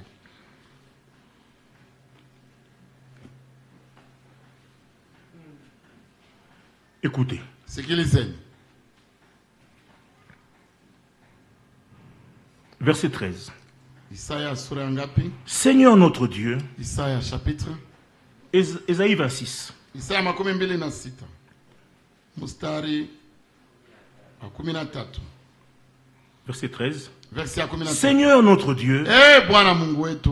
D'autres maîtres que toi ont dominé sur nous. Mabwana wengine zaidi ya wewe wametutawala. Pas zaidi. Isiyo wewe. Ah. Mabwana wengine isipokuwa wewe wametutawala. Walitutawala, walitumiliki. Mais c'est grâce à toi seul. Lakini ni kwa msaada wako peke yako que nous invoquons ton nom. Njo tunaliita jina lako. Amen. Il y a eu une intervention divine kulikuwa kuingilia kati kwa Mungu pour briser la puissance de Satan, kwa kuvunja nguvu za shetani et nous arracher des mains de l'oppresseur, na kutunyang'anya kutunyang'anya kutoka mumikono za wa pour que nous kutuonea, puissions invoquer son nom. kusudi tuweze kulitia jina lake. Verset 14. Verse ya 14. Et ce verset est comme celui qui est dans Isaïe 38. Na hii verse iko kama ile yenye iko mu Isaya Ceux qui sont 13. morts ne revivront pas. Hawataishi tena. Des ombres ne se relèveront pas. Wamekwisha kufariki, hawatafufuka. Car tu les as châtiés, Kwa sababu tu les as anéantis, umewafanya bure, et tu les as détruits, tu en as détruit tout souvenir. na kupoteza ukumbusho wao. Écoutez maintenant. Sikilizeni sasa. Multiplie le peuple, ô Seigneur. Ongeza hilo taifa, Bwana. Multiplie le peuple. Ongeza taifa. Manifeste ta gloire. Dhihirisha utukufu wako. Alléluia. Haleluya. Si le grain de blé ne tombe en terre, Kama mbegu kama mbegu ya ngano haipandwe mumulongo, il reste seul. inabaki peke yake. Mais s'il meurt, Lakini inapokufa, Alléluia. ikikufa, Et ceci ressemble encore à Isaïe 51. hii nayo tena inafanana na Isaya 51. Mais on va rentrer encore ici. Oui. Lakini tutarudi tena. Bon, que le Seigneur nous aide. Lakini kweli Bwana tusaidie. On a tellement beaucoup de choses à dire, Kwa kweli tuna vitu vya mingi vya mais kusema, que le Seigneur nous conduise lui-même. lakini Bwana atuongoze peke Isaïe yake. 51, verset 1er. Verse ya 50. Écoutez-moi, vous qui poursuivez la justice, Nisikilizeni ninyi qui mnaoifuata cherchez haki. le Seigneur. Ninyi mnamtafuta Bwana. Portez les regards sur le rocher d'où vous avez été taillés, Waangalieni mwamba ule ambao mlipotolewa kwa kuchongwa, sur le creux de la fosse d'où vous avez été na tirés. tundu la shimo ambalo mlitolewa kwa kuchimbuliwa. Regardez sur Abraham, votre père, Mwangalieni Ibrahimu baba yenu, et sur Sarah qui vous a enfanté. mwangalieni Ibrahimu baba yenu na Sara aliyewazaa. Est-ce que vous suivez attentivement? Je mko nafuata na makini yote, kwa maana Il n'était qu'un seul homme quand je l'ai béni. alipokuwa mtu mmoja tu na alimuita.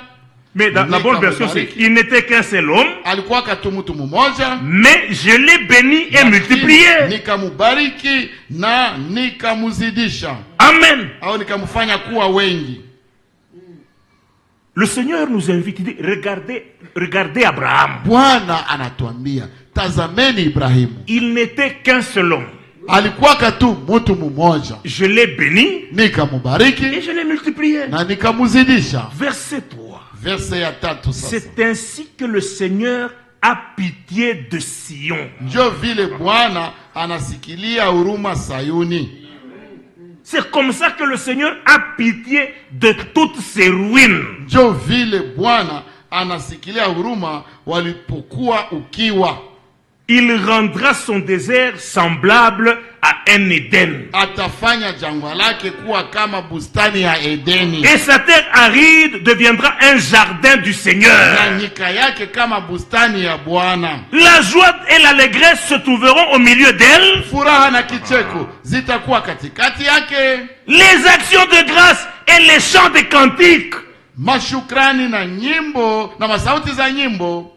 Vous voyez, Tazameni, les rachetés, waliokombolewa on ne les pousse pas pour rendre grâce. hawa wasukumake ili On ne watokeze les pousse pas mashukrani. pour chanter. Hawa wasukumake, oh mwimbe. Alléluia. Haleluya. L'œuvre de Dieu Kazi ya Mungu suscite un chant en eux. inazushaka nyimbo ndani mwao. Amen. Amen.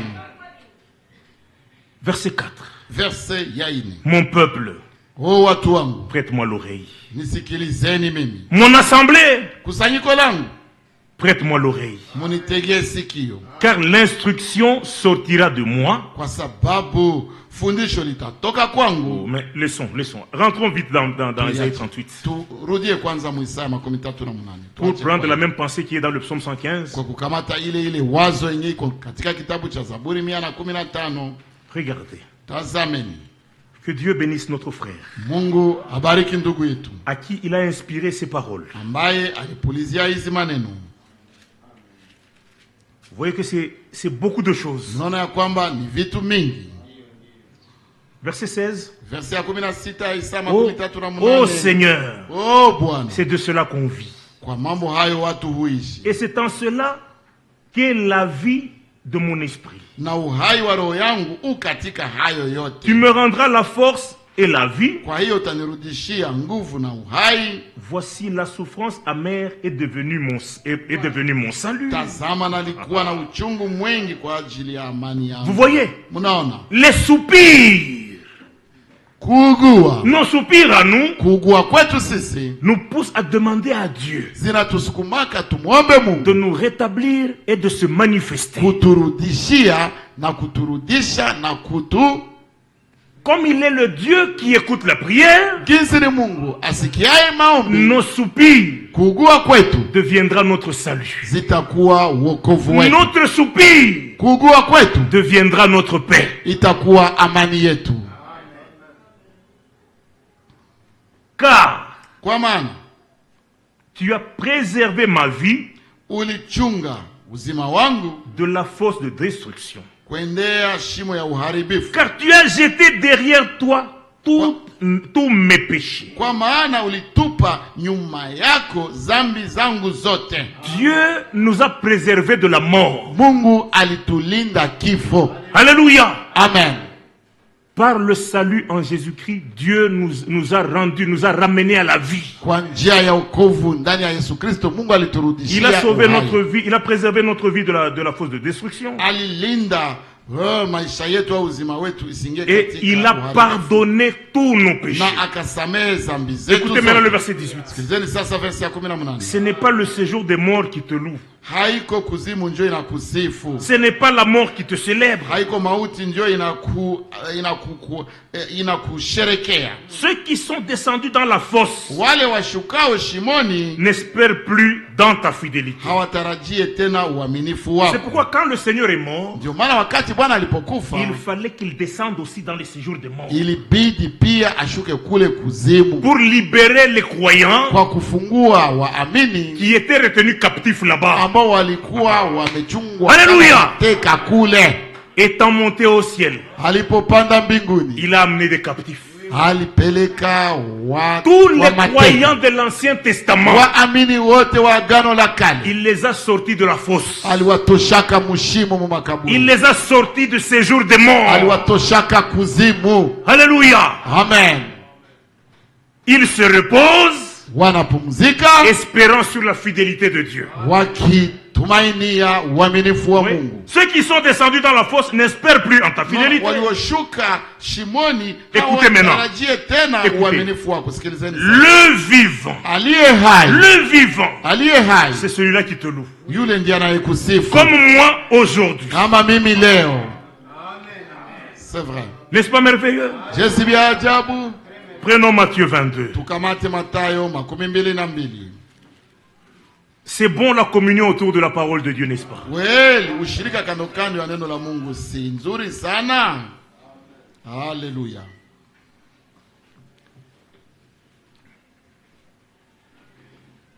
Ici, vous connaissez l'histoire. Hapa muna Verset jua 23. habari. Verset 22. Le même jour, Hiyo si. les Sadducéens qui disent qu'il n'y a point de résurrection Wasadukayo watu wasimame ya kwamba hakuna kufufuka vinrent auprès de Jésus wakamwendea Yesu et lui demandèrent lui posèrent cette na question. wakamuuliza hii. Vous connaissez leur question là. Mnajua ile ulizo lao. 7 frères ont eu la même femme. Oh, wandugu 7 walikamataka mwanamke Maintenant, à la mmoja. résurrection, Sasa wakati ya ufufuo. elle sera la femme de qui? Hata yule mwanamke atakuwa kwa nani kati ya wale wa Il 7? voulait prouver au Seigneur que la résurrection Walikuwa est wanataka impossible. kumuonesha Bwana ya kwamba ufufuo Et haiwezekani. ils lui ont posé cette Na question-là. wakamuulizaka ile ulizo Pour ile. eux, c'était une question piège. Kwao walikuwa wakipangilia eti hii ni ulizo mtego. Verset 29. Verse sasa ya 22. Jésus leur répondit, Yesu akawajibu, vous êtes dans l'erreur. muko katika kosa. Dans la bonne version, Na tafsiri nyingine hata hii inasema nyinyi vous mumepotea. vous égarez en tout temps. Munapotea wakati wote. Parce que vous ne comprenez ni les Écritures, ni la puissance de Dieu. Kwa sababu hamuelewi na maandiko wala uweza wa Mungu. Car à la résurrection, Kwa maana wakati ya ufufuko les hommes watu ne prendront point des femmes, hawataoa. ni les femmes des Au maris. wanawake kuolewa, mais ils seront comme les anges de Dieu dans le bali ciel. watakuwa kama malaika wa Bwana, watakuwa kama malaika wa Mungu mbinguni. Verset 31. Verse ya 31. Pour ce qui est de la résurrection des morts, Tena kwa habari ya ufufuko ya wafu, n'avez-vous pas lu ce que Dieu vous a dit? soma neno lililonenwa na Mungu akisema. Dans un autre passage, vous n'avez pas lu Tafsiri nyingine inasema à propos du buisson, je, hamkuwahi kusoma kuhusu kijiti cha moto?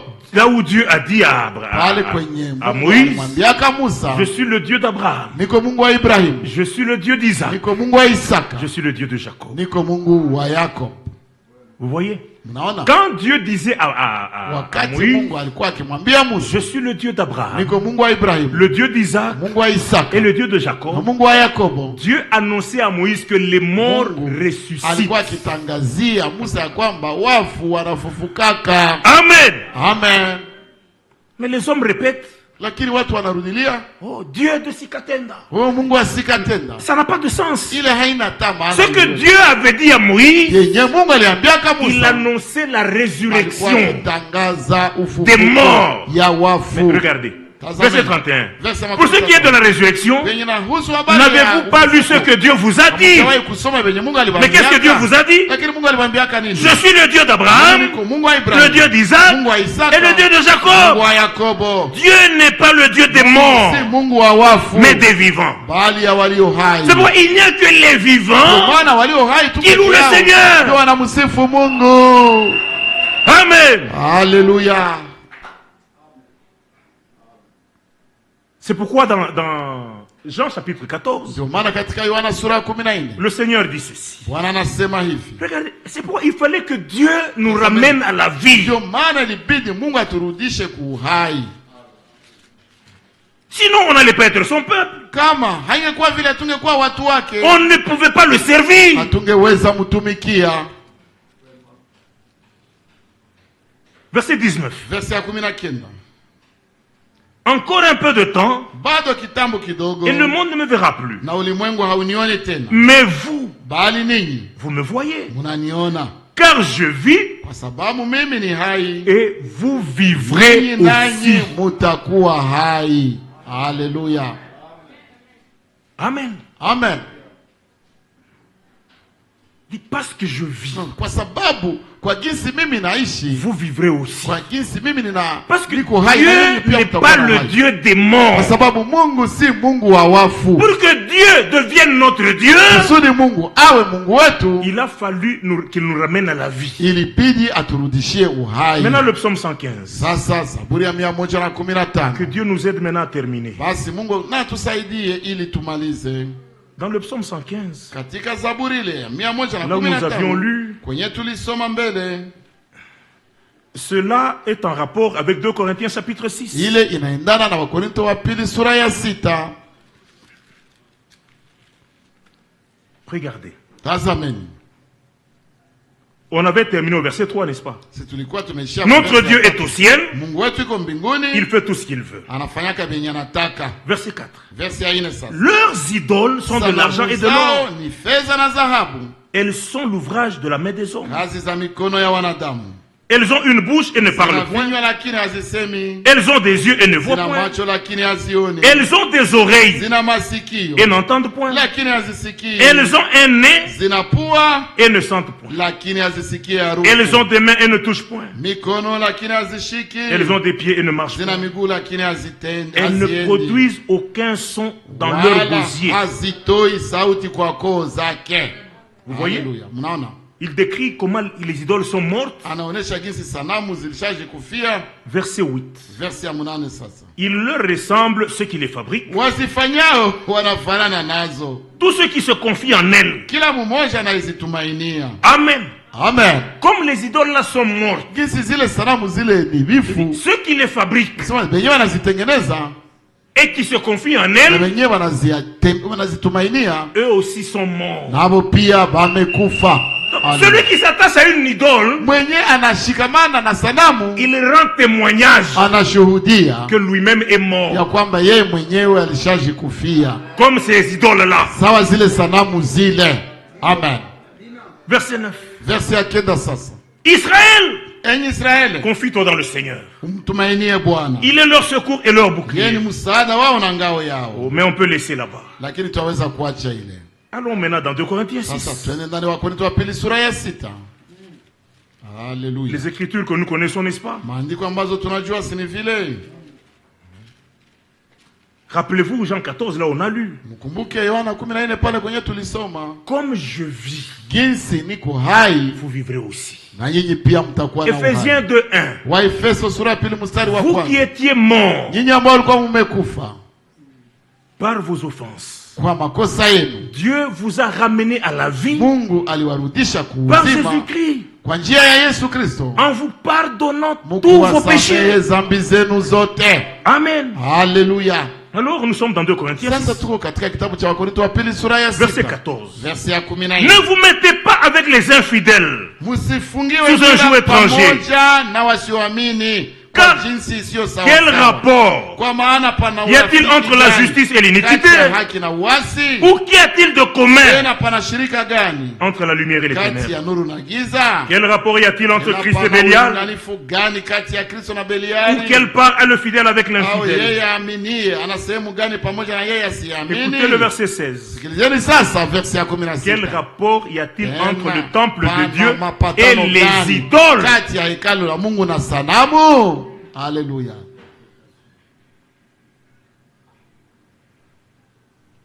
Car Kwa maana nous sommes le temple sisi du tuko Dieu vivant. hekalu la Mungu aliye hai. Comme Dieu l'a dit, Jinsi Mungu alivyobisema j'habiterai ya kwamba nitakaa et je marcherai au milieu yao, d'eux. na kati yao Je nitatembea, serai leur Dieu nami nitakuwa Mungu wao, et ils seront mon peuple. nao watakuwa watu wangu. C'est pourquoi, Kwa hiyo basi sortez. tokeni kati yao.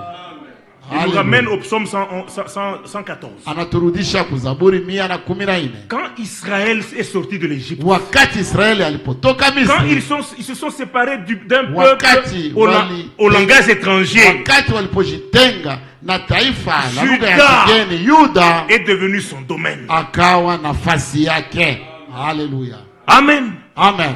Vous voyez, Mnaona? Dieu Mungu veut habiter anataka au milieu de son peuple. kaa katikati ya taifa lake. Le peuple de Dieu, Taifa la Mungu c'est un peuple vivant. ni taifa iliyo na uhai.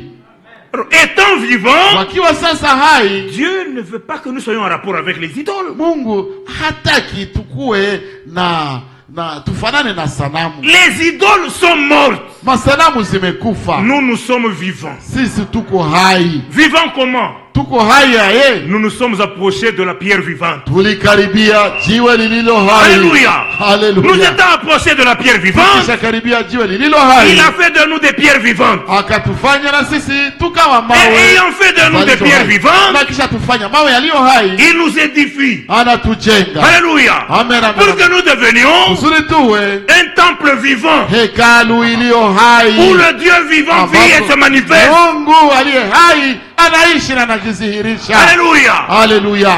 Pour que quand nous avançons, Wakati tunasonga mbele, le diable, shetani comme la mer rouge, kama kubahari ne nous nyekundu voit pas nous, asituone sisi, mais il voit celui qui habite au milieu de nous. aone yule ambaye anakaa katikati yetu. Alléluia. Message de C'est la pourquoi, ndiyo maana quand le peuple de Dieu s'avance, wakati taifa la Mungu linasonga mbele, les démons prennent la fuite. mapepo On zinatimua. peut poser la question, Wanaweza uliza, qu'avez-vous démons pour vous ninyi enfuir? mapepo muna nini kusudi mukimbie? Qu'as-tu Satan pour Wewe reculer? shetani una nini kusudi rudi nyuma? Alléluia. Haleluya. Et ils peuvent répondre, Na wanaweza jibu, nous voyons tunaona celui qui habite en vous. yule anayekaa ndani Car mwenu, celui qui habite en vous, kwa sababu yule akae ndani yenu, celui qui est en vous, yule aliye ndani mwenu il est plus fort, iko mkubwa il est zaidi, plus grand iko mkubwa que zaidi celui qui règne dans le monde. kuliko yule akae duniani na kutawala dunia. Un peuple vivant, Taifa yenye iko comme na uhai habitation du Dieu vivant. kama makao ya Mungu aliye hai. C'est ça la pensée de Dieu avec son peuple. Hiyo ndio wazo la Mungu pamoja na watu wake. Alléluia. Haleluya. Amen, amen, 1 amen. Corinthiens chapitre 12. Wakorintho wa kwanza sura ya 12. Message de l'heure. Haleluya. Regardez, verset 1er. Tazameni verse ya kwanza. Et ceci va vous faire comprendre tout ce qu'on a dit. Na hii itawaelewesha vyote venye tunatoka kusema. Pour ce qui concerne les dons spirituels, Basi ndugu zangu, kwa habari ya karama za kiroho, je ne veux pas, frère, que vous soyez dans l'ignorance. sitaki ndugu mukose kuwa katika kutokufahamu. Verset 2. Verse ya pili. Vous savez que Mwajua ya kuwa lorsque vous étiez païens, mulipokuwa watu wa mataifa, vous vous laissiez, wapagani, wakati mulipokuwa wapagani, vous vous laissiez entraîner vers des idoles muettes, mulikuwa mkichukuliwa kufuata sanamu zisizosema, zisizonena, selon que vous étiez conduits. kama jinsi mulivyokuwa mkiongozwa. Amen. Amen. Autrefois, Hapo kale, comme nous étions morts, jinsi tulikuwa wafu, nous étions conduits vers des idoles muettes. tulikuwa tukiongozwa kwa masanamu zisizosema. Amen. Amen. Et Pierre dit aux Thessaloniciens, Na Paul dit aux Paul Thessaloniciens, anawaambia Watesalonika, maintenant, sasa vous avez été amenés au Dieu vivant. muliletwa kwa Mungu aliye hai. Vous voyez? Mnaona? Il dit, autrefois, vous étiez conduits par dans les idoles. Hapo mbele mulikuwa mkiongozwa kwa masanamu. Mais maintenant, regardez. Lakini sasa Verset tazameni verse ya C'est pourquoi je tatu. vous déclare Kwa hiyo basi que nawatangazia personne, s'il parle par l'Esprit de Dieu, ya kwamba hakuna mtu anenaye katika roho wa vous Mungu. voyez, Mnaona? que maintenant, on n'a plus affaire aux idoles. Ya kwamba kwa sasa hatuna la kufanya tena Nous avons affaire à l'Esprit de Tuna la Dieu. kufanya na roho ya Mungu. Alléluia. Amen. L'Esprit de Dieu Roho wa Mungu parle par nous. husema kutupitia sisi. C'est pourquoi je vous déclare Ndio maana que nawatangazia personne, s'il parle Ya kwamba par l'Esprit de mtu Dieu, yeyote akisema aseme kwa roho ya Mungu, ne dit Jésus est anathème. na asiseme ya kwamba Yesu amelaaniwa, Et que nul wala ne hakuna peut dire awezaye que kusema Jésus est le ya kwamba Seigneur Yesu ni Bwana si ce n'est par le Saint-Esprit. isipokuwa kwa Roho Mtakatifu. Que le Seigneur nous aide. Peut-être demain on va continuer avec Kwa cette pensée. kweli Mungu atusaidie, pengine kesho tutaendelea na Ayant hii. été ramené à la vie, Tukisha rudishwa kuhai, étant devenu l'habitation du Dieu vivant, tukisha kuwa makao ya Mungu aliye hai, maintenant c'est le Saint-Esprit qui doit parler sasa par ni nous. Roho Mtakatifu anapasha sema kutupitia sisi. Alléluia. Amen. C'est pourquoi Dieu, depuis l'Ancien Maana Testament, Mungu tangia Agano la Kale déteste les idoles. anakataaka masanamu. Les idoles, Masanamu c'est quelque chose qui dérange le plan de Dieu. kitu kenye kinasumbuaka mpango wa Mungu, Parce que les idoles, c'est quelque chose qui est mort. kwa sababu masanamu ni vyenye vilishaji kufia. Et celui qui s'attache à ces choses mortes-là, Yeye anashikamana na vile vitu vilivyokufa vile, il dérange la volonté de Dieu. anasumbua mapenzi ya Mungu. Dieu veut que son peuple vive. Mungu anataka watu wake wawe na Et uhai, que le peuple vive par son Dieu. na watu wake waishi au wawe na uhai kwa Pour njia ya que, Mungu pour que wake, Dieu se manifeste à travers les rachetés. kusudi Mungu ajizirishe kupitia waliokombolewa wake. C'est pourquoi au verset 4, Ndio maana ku verse ya 4, il y a diversité de dons. basi kuna tofauti za Oui, karama. diversité des dons de la grâce, Ndio kuna tofauti za Mais karama za neema, bali le même esprit. ni roho yule yule mumoja. Les dons dans l'église du Dieu vivant, Karama mukanisa la Mungu aliye hai c'est la manifestation du Saint-Esprit. dhihirisho ya Roho Mtakatifu. Amen. Amen. Haleluya. Que le Seigneur vous bénisse. Bwana na awabariki. Qu'il bénisse sa parole dans nos cœurs. Abariki neno lake mioyoni mwetu. Nous pouvons louer Dieu Twaweza kumsifu Mungu de nous avoir ramenés à la vie par Jésus-Christ. kwa jinsi aliturudishia uhai kwa njia ya Yesu Mes frères, Kristo. Ndugu zangu, nous sommes devenus le lieu de la domination de Dieu. tumeshakuwa au tumekuwa nafasi ya utawala wa C'est Mungu. pourquoi Dieu veut que Ndio Mungu anataka chacun soit à sa disposition. kila mmoja wetu awe tayari mbele zake. Dans Isaïe 5, Katika Isaya sura 5 il est dit, tu as racheté, il dit, tu t'es laissé immoler anasema ulijiachilia kuchinjwa et tu as racheté pour Dieu. na ukamnunulia Mungu, ukakomboa kwa faida ya Mungu, Ukamgombolea Mungu. ukamgombolea Mungu. Ndio Voyez ça? mnaona ile, Nous avons été rachetés, mnaona tulikombolewa pas pour vivre pour nous-mêmes. si kwa kuishi kwa ajili ya sisi wenyewe. Jésus nous a rachetés pour Dieu. Yesu alitukomboa kwa Yesu. Mungu Yesu alitukombolea Mungu. Yesu alitukombolea Mungu. Amen. Amen. Ndio. Excusez. Pour que nous soyons son domaine. Kusudi tuwe nafasi yake. Le lieu de sa domination. Nafasi ya utawala wake. C'est ça ta vocation, mon frère et ma sœur. C'est une vocation, comme la Bible dit, une vocation très élevée. Na Biblia inasema eti ni mwito ya juu sana. Ça dépasse tout travail qu'on peut nommer ici sur la terre. Inavuka kila kazi yoyote ambayo yaweza kutajika hapa kudunia. Ça dépasse même la fonction du président de la République. Inavuka hata kazi ya uraisi wa nchi. Ce à quoi Dieu t'a préparé. Ile yenye Mungu alikutayarishiaka. Alors arrêtez d'envier Félix Tshisekedi. Sasa komesha kumutamani Félix Tshisekedi. Arrêtez d'envier les Katumbi, les Fayulu et tous les ministres. Komesha kabisa kutamani wale wa Fayulu wa Katumbi na wa Dieu waziri vous a bote. placé dans la position la plus élevée. Mungu aliwaweka nafasi ya juu sana. Amen. Amen, amen, amen, amen. Dieu veut se manifester par toi. Mungu anataka kujizihirisha kwa kukupitia wewe. Prends cela dans la foi. Kamata ile katika imani. Et remercie le Seigneur chaque jour. Na umshukuru Bwana siku zote. Marche fièrement dans cela. Tembea na mafiere yote mwa ile. Alléluia. C'est pourquoi Paul pouvait dire, je n'ai pas honte de l'évangile. Parce qu'il avait compris ce que Dieu a fait de lui. Alléluia. Si tu comprends ça, partout là où tu iras, kama unaelewa ile fasi yote kwenye utafika, je suis un enfant de Dieu. Ukisema mimi na mafieri yote ukisema mimi niko mtoto wako. Je suis un racheté du Seigneur. Mimi niko aliyekombolewa na Bwana. Je suis l'habitation de Dieu. Mimi niko makao ya Mungu. Que Dieu soit avec vous. Mungu awe pamoja nanyi. Hallelujah.